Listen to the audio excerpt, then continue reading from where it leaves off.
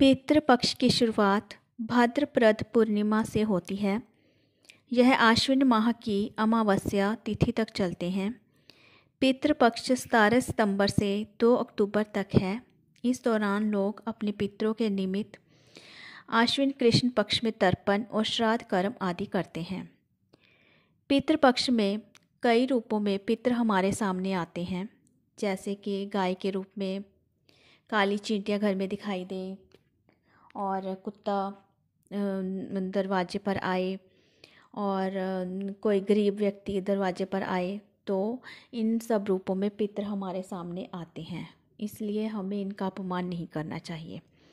हाँ, कहा जाता है कि अगर पितृपक्ष में गाय घर के द्वार पर आए तो उसे भगाएं नहीं, भोजन कराएं या कुछ खिलाकर ही भेजें। गाय के रूप में पितरों का घर आना बेहद शुभ और मंगलकारी माना जाता है। कहते हैं कि गाय की सेवा करने पर 7 पीढ़ियां तर जाती हैं। श्राद्ध पक्ष में घर के बाहर या बालकनी में कौवा आना शुभ माना जाता है।